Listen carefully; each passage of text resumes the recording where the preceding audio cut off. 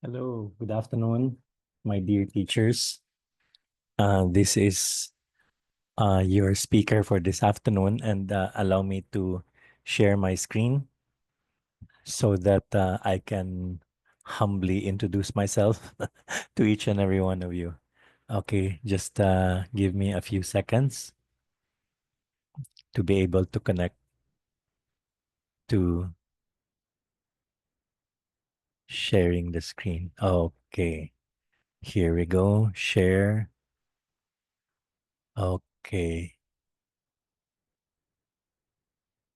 Okay, I hope everyone can see my slides right now. And I hope everyone can hear me clearly. So, good afternoon again. I am your speaker for this afternoon. I am Feral Dre Micaelo Regencia.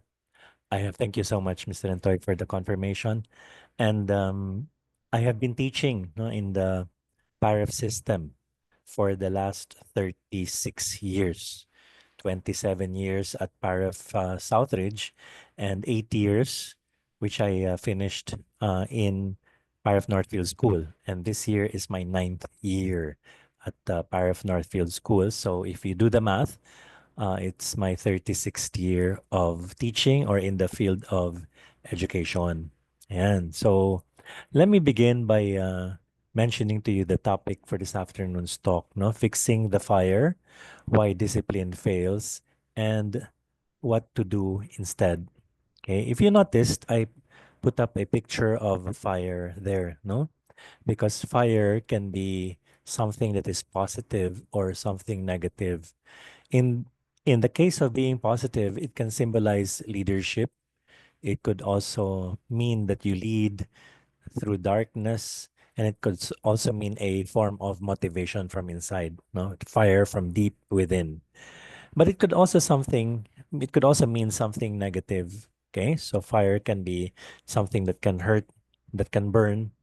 Okay, so in the process, it's something positive or negative. But in our talk for this afternoon, fire would actually mean something that is negative. No? That is why we have to fix the fire. Have you ever had a class like which has been very toxic? That the moment you enter your classroom, you're like, okay, here we go again. Okay, same boys or same students. No, pardon for saying boys because we're all boys in the paraf system, at least in Southridge and Northfield. Or do you say, naku, here are the same students again, no?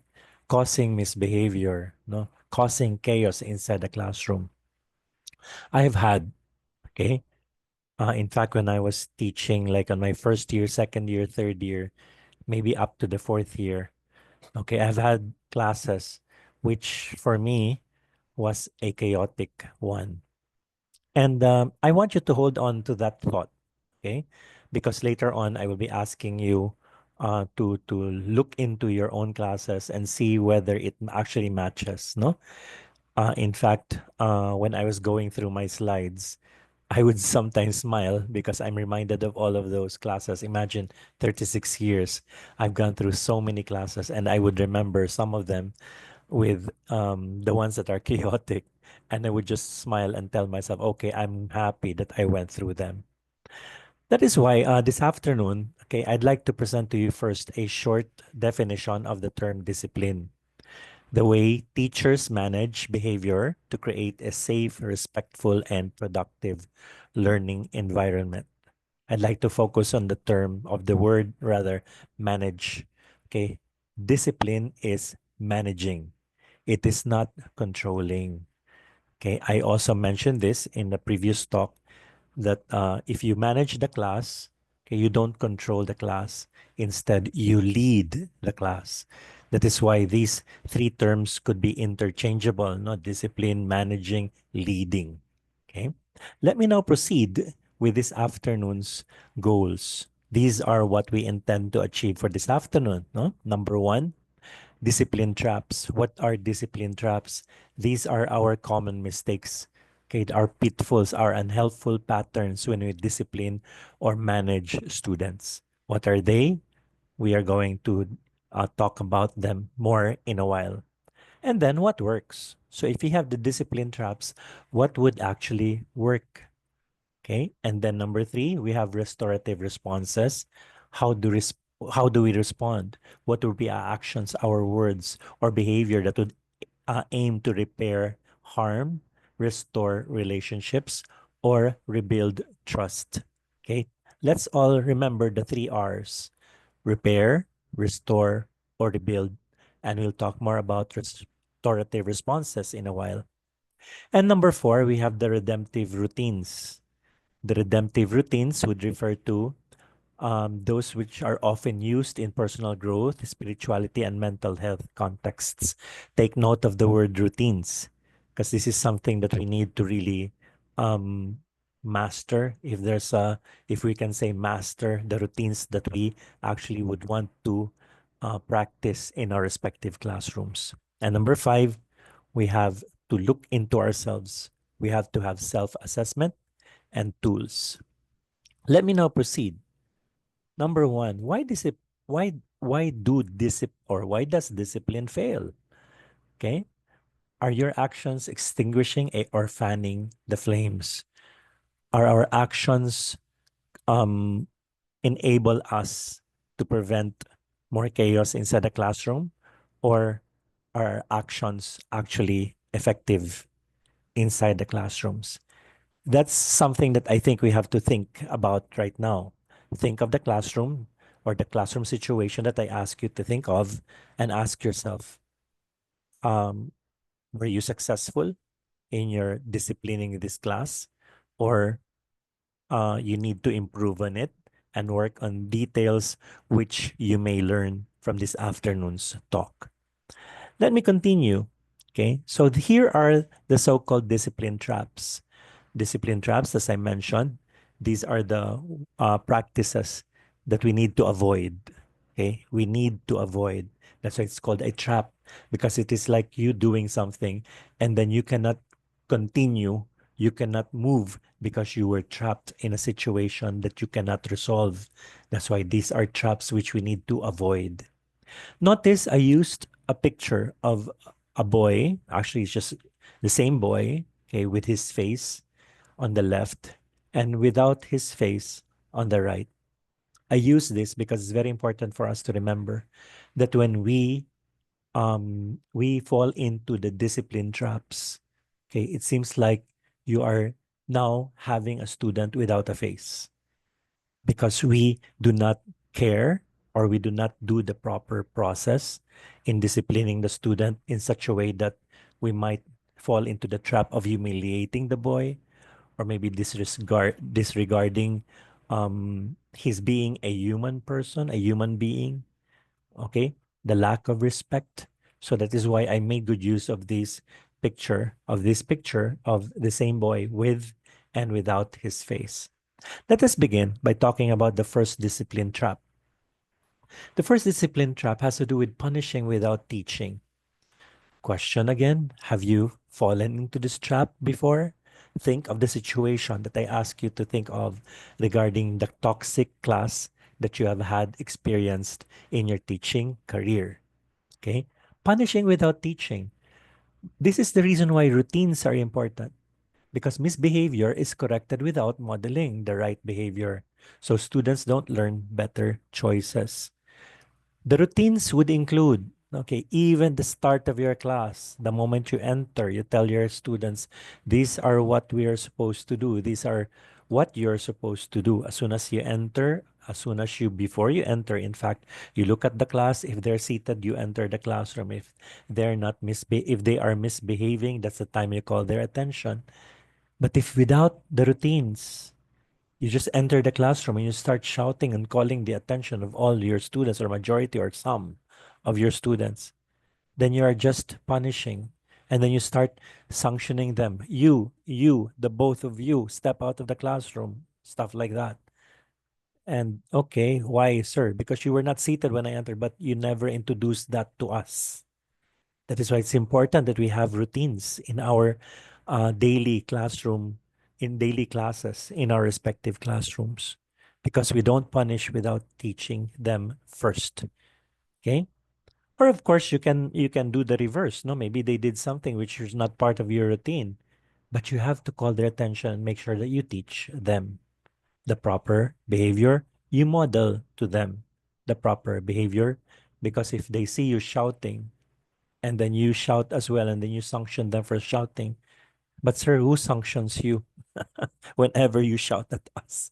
Okay, so no, but seriously, no, we have to look into that part that we need to really do the talk, okay?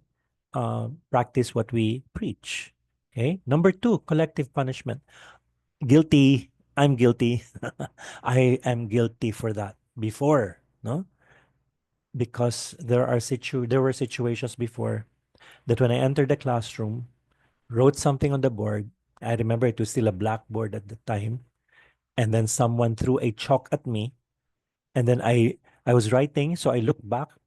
I didn't know who threw the chalk. And then I started pointing at people. You, who did it? Who did it? No one wants to admit. I'll count 1 to 5. 1, 2, 3, 4, 5. No one wants to admit. Everyone will stay for lunch detention. Wow. Collective punishment. The entire class is punished for the actions of a few, eroding trust and fairness. Of course, you will see the classmates, but sir, we also didn't know. Okay? But I'll tell you something that you can work on, something positive later on regarding that situation. Okay, which is effective, which at least I have tried and it was effective. Okay, number three, just remind me, I might forget. Number three, attention to misbehavior. This one is very interesting because the moment you call the attention of a student, there are students who actually like it because that means the attention is on them, on that student, particular student. Without us realizing, there are students who actually like it. And I have experienced that this year in my grade 3 class. There are students who like it when the classmates laugh, he enjoys it and he continues doing it. And this is the attention to misbehavior.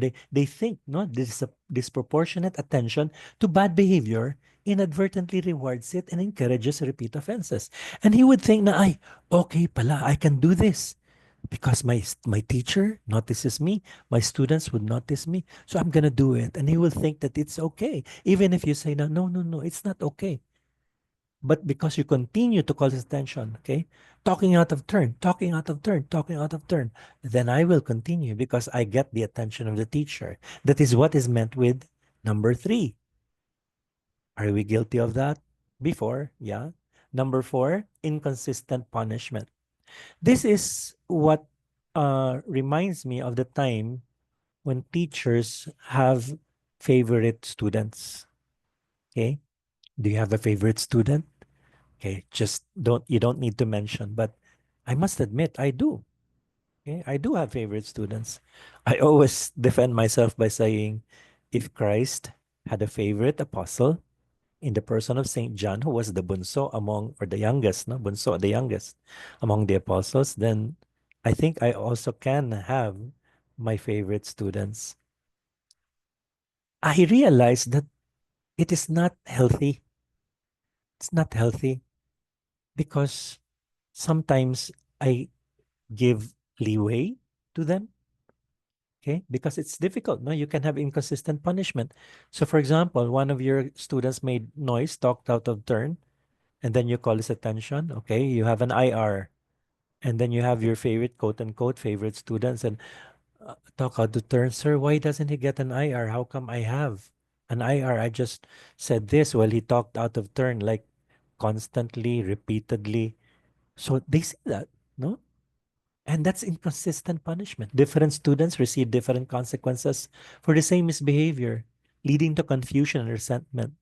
By the way, he doesn't have to be your favorite student. He or she doesn't have to be your favorite student. Could just be random and you just gave a different punishment or sanction. And then number five, another discipline trap would be no explanation. Consequences are handed out without explaining why. So students perceive discipline as arbitrary and unfair. It's important that they, especially the generation now, no, even before, of course, but the generation now, you really have to tell them why. Okay. I am reminded of stories about parents who usually, when asked, why am I punished? Why am I what's the term? Detained or grounded? No, grounded. That's the term. Why am I grounded, mom, dad? Basta. Okay. No, there's no reason. I just want you to be grounded for a week. What? Confiscate your cell phone. Why? No, basta. I just want to. Huh? So we need to explain. Huh? I'm reminded of that teacher, music teacher that we had at Southridge, when after the prayer, I don't know if I shared this story before, but after the prayer, he would point out to the student, Juan de la Cruz, yes, sir, step out of the classroom. Why, sir? I haven't done anything. Exactly, you haven't done anything, but I know you will do something. So step out of the classroom. Hmm? Where's the justice? Okay. You explain something, but it's vague on the part of the student. Sir, you explained that I'm gonna do something. Sir, I don't understand, of course. And then you cannot explain. Basta. No, you just step out. No explanation. Consequences are handed out without explaining why. So students perceive discipline as arbitrary and unfair. Sorry, I repeated that. So, upon knowing these discipline traps, what are we supposed to do? So, what works? Okay. So, from controlling to connecting. Okay. So, we are now going to have the so called positive reinforcements. So, instead of controlling, we connect with our students. And I'm telling you, it works. It works. Okay. Because you allow students to to hear their side, to hear their side. So you don't just tell the student, but the student now can explain his side and he can now defend himself. This is the importance of controlling to connecting, from controlling to connecting. I've mentioned this in the classroom management, but allow me to also mention this again. Okay, remember the four, sorry, not remember, but there are four quadrants of classroom management. As what I mentioned a while ago, we can interchange the terms classroom management, no, discipline, leadership. Okay. So we have authoritarian on the first quadrant. Okay. This is high control and low involvement. High control means managing, disciplining. Low involvement would mean that uh you don't really care. Okay. So you don't see the needs of the students. What is the result? For the authoritarian quadrant, there's hostility, there's coercion, they're forced to do things, no? And there's psychological control. Okay. While on the other hand, if you look at the right side, the right quadrant of authoritarian, you have authoritative. In fact, this is the best, no, practice of classroom management or classroom discipline, because you have high control and you have high involvement. Now you're able to manage the class, but you're also involved, very much involved. You actually are fair. You practice justice, not justice, but justice. Okay, and you're controlling, no, but you're fair. And then you're receptive to the students' needs, no. That's why you're always there. But then they respect you. Okay, you're not the controlling. You're the controlling type, but they respect you. On the other hand, the one on the lower left below authoritarian, you have the permissive quadrant, which means there's low control and low involvement. This is actually the worst part because you're not interested in the situation, the classroom situation, your classroom leadership, management, discipline. You have you disregard the needs of your students. You don't care. Your classroom is out of control. There's chaos. And lastly, on the lower right, below authoritative, you have indulgent. This one is like a teacher who wants to be popular. Huh? So they prioritize relationship, no, goody goody with the students. Okay, you have difficulty in saying no. You always give in to the students, thinking that you're popular, mabait ka, you're very kind to them, but you don't have enough control over the situation in your classroom. So, which one would be you? Again, go back to the situation that I asked you in your respective classrooms, the toxic classroom. Okay. Were you the authoritarian at that time? Were you authoritative, permissive, or were you the indulgent type? Allow me to proceed. So, These are your positive reinforcements. Number one, social reinforcement. No, praise and recognition. I think we've all done this. No, praise and recognition. We say very good, excellent, awesome. So these are the words that we can use, the encouraging words that we can use to motivate our students. No, and they actually respond to this because you don't just look at the negative behavior, but you also look at the positive behavior of the students. That's why you have the social reinforcement. But be careful, my dear teachers, because sometimes we overdo it. And when we do overdo it, sometimes they just don't give importance to it anymore. So, sir naman, laging very good. Ano kaya very good? What is the very good thing that I did? No? And sometimes they question you. Said, oh, very good. Why? I'm proud of you. Sir, why? What are you proud of? Okay, so they would ask you to be very careful because, in fact, there have been, I don't know if you call it studies, that you're familiar with American Idol. Okay. Several contestants there would actually have a mental breakdown whenever Simon Cowell would call their attention and tell them that you are no good, that you are for karaoke only. Okay. That you cannot sing and stuff like that. Because they were used to being praised and recognized by their own families.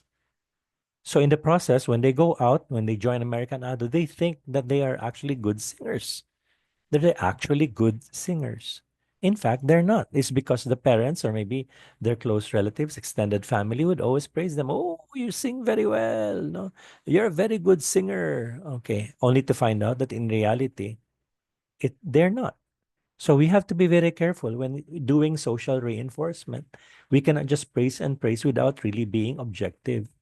Na talagang magaling yung bata and he really did something good.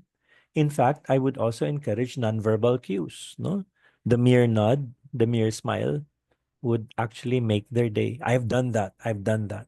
And just by the opening and closing of my lips and telling them without saying the words out loud, and I just say, and when the student sees me say that to him, at her, he smiles. She smiles, no? He or she would smile back. And that's a very good practice. And number two, privilege based. This is something very important for all of us to realize that every student is a good student because they are all creation of God.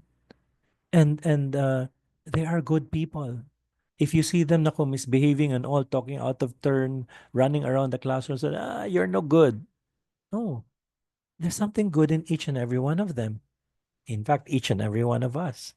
I'm reminded of two stories which I'd like to share with you. Number one, this is privilege based means you're giving extra responsibilities to these students who misbehave. They can choose an activity that they want to do or special roles that they want to actually work on as part of their responsibility and accountability. And in the process, you realize that they actually improve. Their behavior improve because they just needed to have something like that.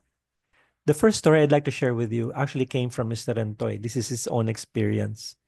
When Mr. Rentoy taught at Paris Southridge School, he was a class advisor, and he realized one of his students was, would misbehave, mischievous, playful, and all. And then, but he also observed that every time this student would call the attention of his classmates listen. Like when they have fun drive, newspaper drive, no, they would listen. Like he would tell everyone, "Hey, class, bring newspapers tomorrow." And then the following day, they all bring newspapers. And Mr. Entoy saw that. And he talked to this boy. And Mr. Entoy put up a club specifically for these students, no? For these types of students that I think it was a leadership club. I forgot the name. And then he improved. And fast forward, years later, he became a politician and a very good politician at that. Not the type who would, like why we went out to the streets yesterday to Luneta because of some corrupt officials. No, this uh politician was a very good politician. He has been re-elected. He served his terms. Now he is a congressman. And Mr. Antoy saw that. And sometimes it takes a Mr. Antoy, no, a teacher, all of us who are present right now, or maybe listening or watching this video. Think of yourself that maybe you are that teacher who can make a difference to that one individual.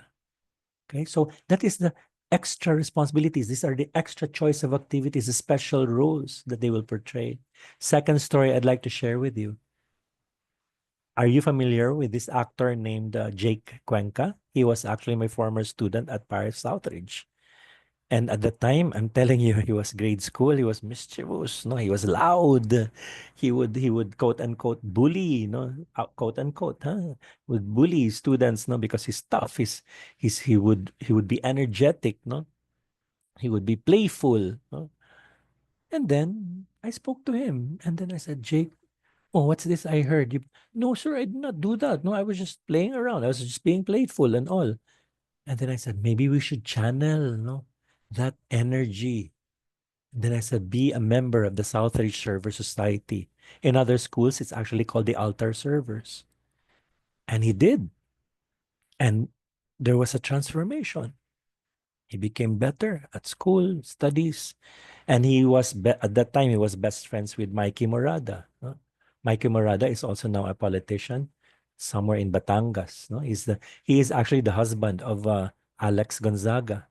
Alex Gonzaga is the sister of Tony Gonzaga. Huh? So since then, he has improved his behavior. So that is something that I hope we can do.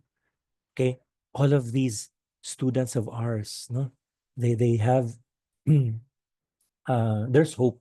There's hope to all of these students. So let's not give up on them. And number three, tangible rewards, tokens or stickers, certificates, small prizes. So you can actually work on this by starting or coming up with your class goals. If you have your class goals, you can actually work as a class together and reward them. Like uh students can receive certificates coming from you that you made yourself, no? Most behave in class, no? Most maybe leadership award in class. And then you have that goal, no IRs, no incident report, no suspensions, no detention, no? And then when you achieve that in the first term, okay, you can give them a reward. And what's the reward? Mr. Antoy would do this. Okay, no IR equals EK. No incident report equals Enchanted Kingdom. And boy, I'm telling you, they are looking forward to that. And most of the time, they're actually able to do it, if not all the time. Because no IRs, well-behaved class, no? Class Excellence Awardee. Okay? That is why we have these important guidelines, no? Rewards must appeal to the student, and they must be delivered immediately and be tied to clear expectations. And the expectations you yourselves, your class, actually made and developed. So instead of the discipline traps, we can use this. And this can improve in terms of discipline because the students now go to school happy, motivated. And what else can we do? We can have the so-called restorative responses, no? Again, remember the 3 R's that I mentioned, no? Repair, reflect, and restore. Okay, repair the harm, reflect the relationship, no, and restore the harmony that you have between you and your students. Okay, what should we do? No, according to studies have shown that when you practice restorative practices, no, suspensions go down. No, the attendance. So you build community and teach interpersonal skills. You encourage responsibility and repair of harm. You reduce suspensions and disparities, and you improve the school climate and academic outcomes. This is what I was mentioning a while ago. No? You improve the school climate, not just your class, but it's the whole school working towards that goal, which is harmony amongst the students, the teachers, everyone, no? Admin staff, the security guards, auxiliary staff. So that's why it's important that we have to have this. Now, what is the difference now? No, restorative consequences. We have to remember the difference now between the punishments and the logical consequences, which are restorative in nature. So if we talk of punishments, no, they are external control, focus on compliance. Uh, may humiliate and foster resentment, leads to compliance and not learning. To simply put it, the students behave because they seem or they are being watched by their teachers. I have to be behaved because the teacher is watching me. I have to be good, best in conduct. So what is wrong with that? Is there anything wrong? Yes, because we are not really teaching them proper and correct behavior. They only behave when someone is watching them. Because teacher says, okay, if you're going to misbehave, this is your sanction. And sanctions are usually found in the school handbook. But let me share something with you again later on. And um, logical consequences, okay? Related to behavior, the sanction or the consequence should be related to behavior. It has to be respectful and realistic. And it should focus on teaching and self-control and encourage accountability and growth. See the difference between the two. Okay, the other one just punishes. Okay, and it has something that's has to do with external control. The other one is actually related to behavior and it's very respectful. Should respect the human person because they have souls. They're not just individuals with no souls. No, sometimes we say that. No, okay, you say wala kang kaluluwa, you have no soul. No, but all of us, all of these students have souls. Okay, that's why the guide is use the consequences to teach rather than punish, and logical consequences actually would teach more than punishments.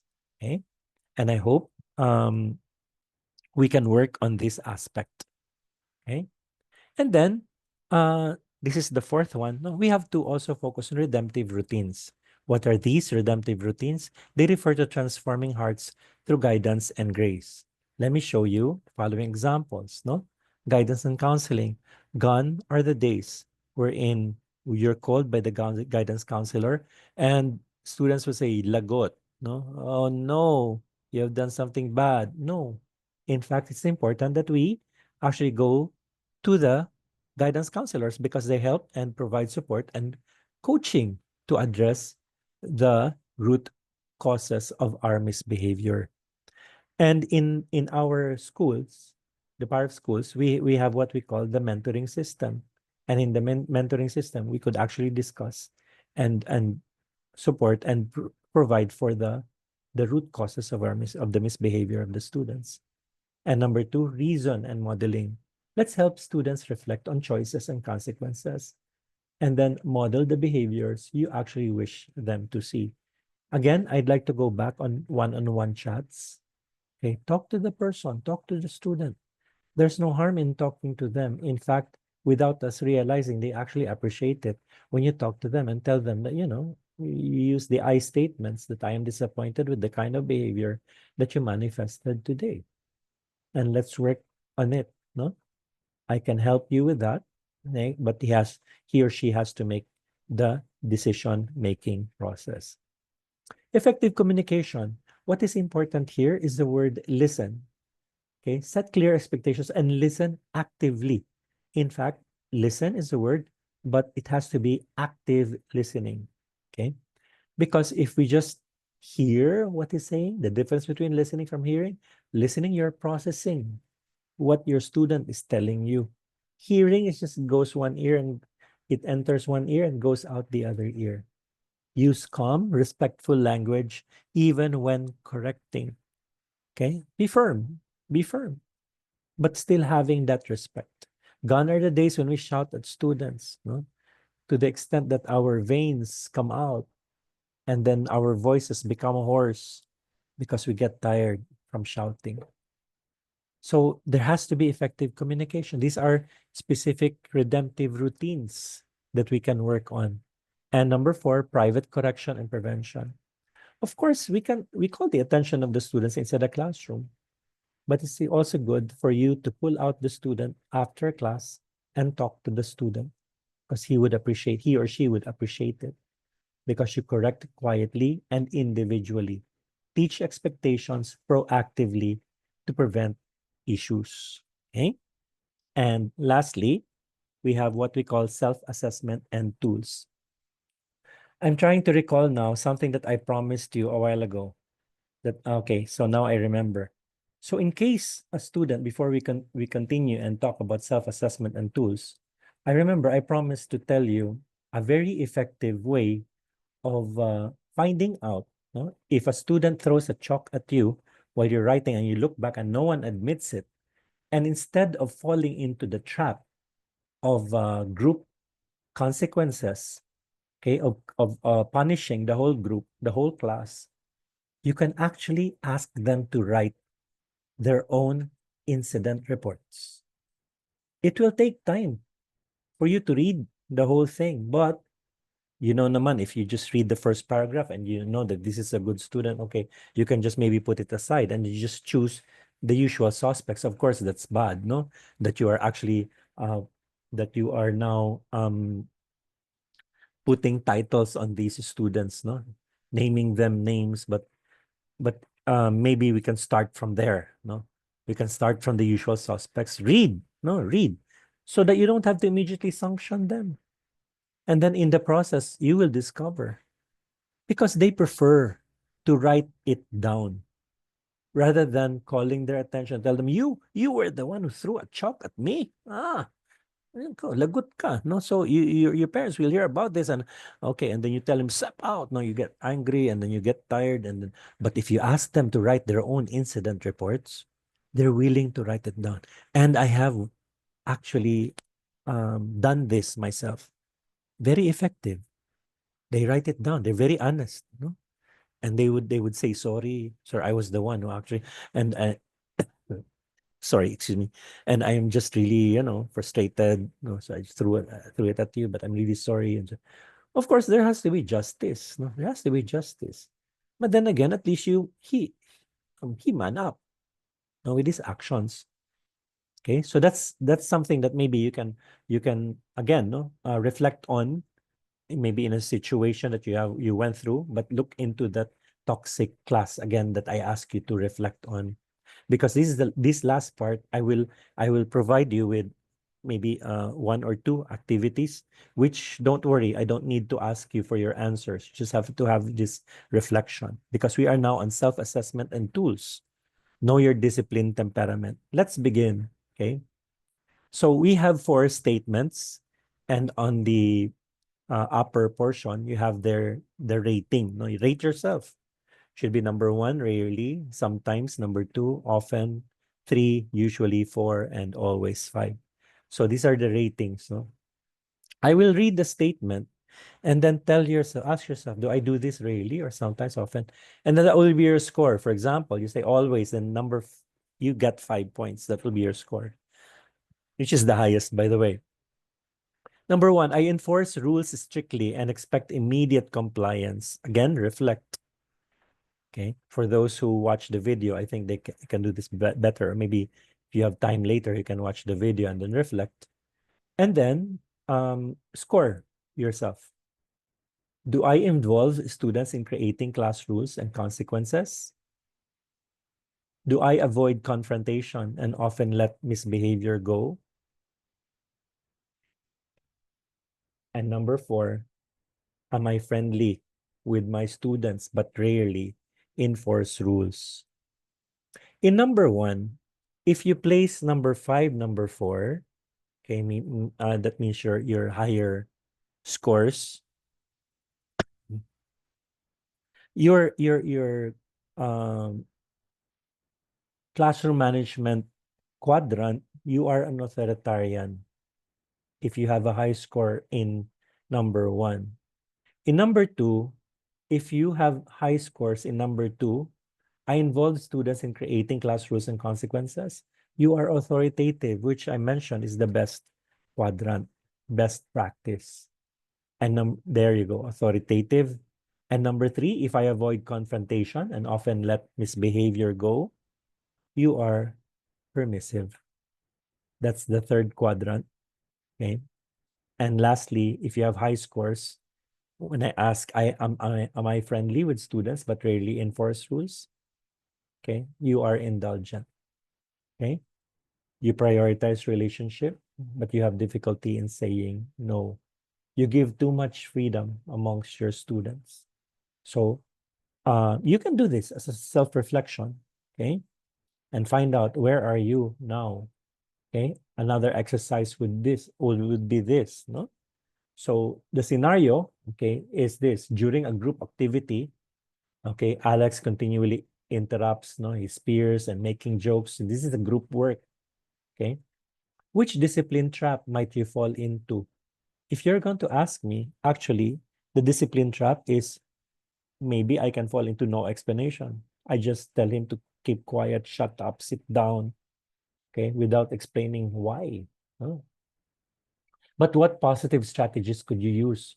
Consider positive reinforcement or management style shifts, no, that could improve his behavior. I would like to relate the third question, or what positive strategies and how can you respond restoratively? Okay. A restorative conversation, a redemptive routine. I can actually talk to him about, mm, teach him about virtues of the month. Okay. Like, for example, September, our virtue of the month is optimism, and I can discuss it with him. I can discuss self-control with him, and I can also maybe discuss teamwork. No? So see, if you're going to assess yourself with a specific scenario, you can actually go through this process. Unfortunately, if we move on to the next, to the almost last slide, there will be challenges and solutions. So don't worry about the challenges. Like, if you have limited and loaded curricula, sir, ang dami na nga namin ginagawa. We have so many load already. So do I think about these processes pa? If you are able to practice this, I'm telling you, my dear teachers, it's actually easier than you think. It's just that you really have to go through the steps. You have to start from somewhere. We cannot just say, na, okay, I'm successful at this. After attending the talk, I go to my class, I'm successful. Wow, sir, thank you. Congratulations. No, it will take some time. Okay. Look, there will be staff resistance also, or lack of buy-in. Lack of buy-in would mean actually the lack of participation, cooperation, no? Because you don't believe in such process. That's the challenge. You have to believe in this. Student skepticism or misinterpretation. Of course, students will say, really, sir, you're going to do that? No, no, I'm not used to teachers doing that. No, and that's why I continue misbehaving. Institutional policies favor punishment. This is what I was referring to a while ago when I mentioned about the student handbook. No? Institutional policies, you just go through the student handbook, say, this is equivalent to this, suspension, this is equivalent to that. But there are solutions, no? Okay, we integrate the restorative routines. Okay, in our existing lessons, I mentioned about the virtue of the month. We can incorporate the virtue of the month in our lessons. It doesn't have to be virtue of the month. It could be just simply virtues or values that we feel can be integrated in our lessons. Okay, offer professional development or peer support. Students can help out, the buddy system. Okay, you'll be the buddy of this boy, and the boys would, I have that responsibility, sir. I'll take care of this classmate of mine. Explain the why to students and involve them. Remember the class goal that I mentioned at the beginning of the year, which you can work on. Involve them and advocate for policy change, and start with small groups. Advocate for policy change would refer to the last one in the challenges. The institutional policies favor punishment. Remember the handbook, no, student handbook. You can actually discuss this with the school, but of course the school says no. You can only do so much, but at least we're doing something. Okay, that is what's more important, because after this talk, choose a key takeaway which you can practice in your respective schools. And lastly, let's see and find out if we're able to achieve our goal for this afternoon. So we identified discipline traps, and we also identified what to do to avoid discipline traps. Check. Number two, we embrace positive reinforcement and balanced styles. Did we talk about it? Positive reinforcement? Yes. In fact, we gave examples for each. Okay. Excuse me. We use restorative and redemptive routines to repair harm. Again, we use examples. we identified them, we use examples in order for us to realize that if we are able to do restorative and redemptive routines, we will lessen suspensions, we will increase attendance, good behavior, okay, participation. And lastly, we reflect on your temperament and grow toward authoritative in the authoritative practice, no? Authoritative quadrant. So let's not be afraid. Okay, we really have to reflect on ourselves, because we cannot do all of these things without reflecting on our own temperament. Okay, are we easily angry? Are we the type of person who would allow these things just to happen without doing anything about it? So we have to look into ourselves before we can actually proceed forward. But if you're able to do so, again, my dear teachers, this is not like an overnight thing. We have to be patient, and we have to work on this, and we have to make sure that we are aware, okay? That we are aware that we're actually doing this.